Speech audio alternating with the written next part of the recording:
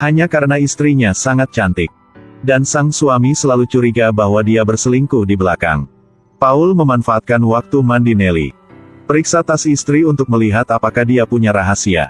Bahkan setiap kali melihat istri berdandan, Paul segera pergi untuk melihat siapa yang dikunjungi istrinya.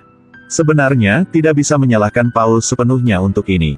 Nelly memiliki tubuh yang sangat seksi. Tapi dia sering keluar untuk bermain dengan teman lawan jenis dan setiap kali Paul bertanya dengan siapa, Nelly baru saja menjawab bahwa teman, dan teman lagi. Akhirnya, Paul tidak tahan lagi, jadi dia memutuskan untuk membalas dendam pada istrinya. Jadi mulai beberapa tahun yang lalu, resort Paul akan segera dibuka. Saat itu, dia dikenalkan oleh seorang teman dan mengenal Nelly, dua orang yang baru bertemu jatuh cinta sangat nempel. Setelah resort mulai beroperasi, keduanya juga merayakan pernikahan.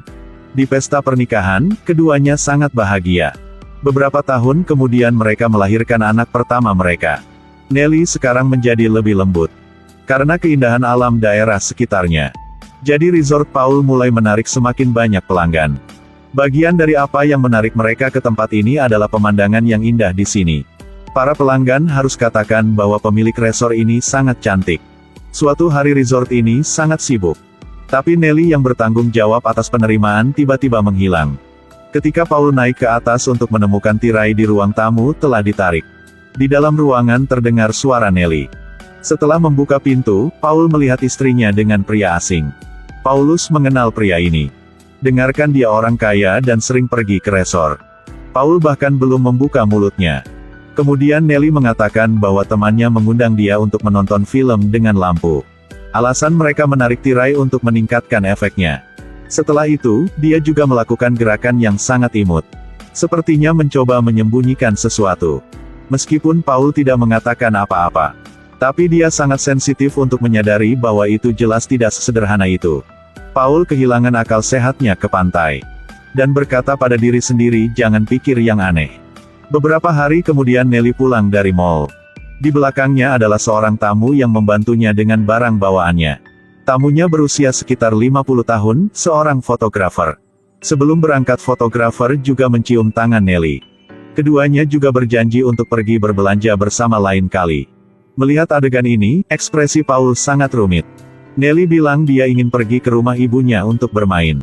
Tapi mengenakan gaun panjang yang sangat seksi dan riasan yang indah. Paul merasa ada yang tidak beres. Karena sebelum Nelly pulang, ibunya selalu berpakaian sangat sederhana. Namun kali ini tidak hanya memakai sepatu hak tinggi, Nelly juga memakai lipstik merah. Paul mengikuti penemuan itu. Jalan ini bukan jalan pulang ke ibu Nelly. Selanjutnya, orang kaya yang menonton film dengan Nelly sebelumnya juga muncul di gang. Pada saat Paul mengejar mereka, keduanya hilang. Paul bergegas ke rumah ibu mertuanya untuk memeriksa kebenaran spekulasinya. Tapi sebelum dia bisa masuk ke dalam rumah, dia mendengar suara yang familiar, Nelly. Dia tersenyum dan berkata bahwa orang tuanya tidak ada di rumah. Jadi dia duduk di sini menunggu mereka. Paul juga menemukan alasan yang bagus. Katakan padanya diiseng aja lewat sini. Tetapi bahkan melihat istrinya muncul di dekat rumah ibu mertuanya. Paul masih berspekulasi. Dalam perjalanan pulang, Paul terus memikirkan patung istrinya dan pria lain yang sedang menonton film.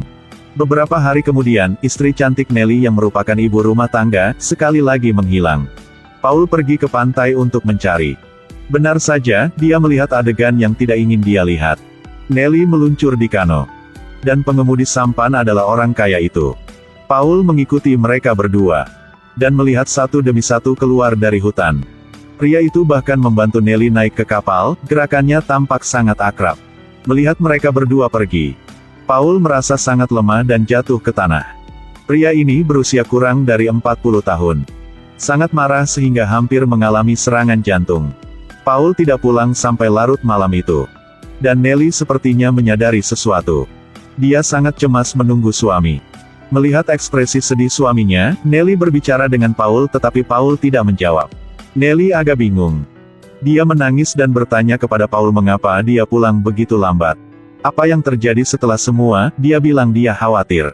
Menghadapi pertanyaan istrinya, kali ini Paul bersedia mengungkapkan spekulasi di dalam hatinya. Nelly bilang dia dan pria itu sama sekali tidak ada hubungannya. Walaupun Paul tidak percaya. Tapi menatap mata istrinya sepertinya tidak berbohong. Paul berpikir mungkin benar bahwa dia terlalu banyak berpikir. Keduanya akhirnya berpelukan dan kembali seperti semula. Setelah berapa lama, Nelly tidak menyebabkan apa-apa lagi. Suatu hari di resort, karena fotografer menunjukkan video yang dia rekam untuk dilihat semua orang. Di dalamnya ada banyak pemandangan di kota yang indah. Sambil melihatnya, ada juga nyonya cantik Nelly. Tapi rekaman Nelly ini adalah adegan di mana dia dan pria itu nongkrong di pantai. Tubuh panas Nelly baru saja muncul di layar, membuat para pria sangat bersemangat. Adegan lirikan cinta Nelly dan pangeran membuat Paul sangat marah sehingga dia memecahkan gelas anggur.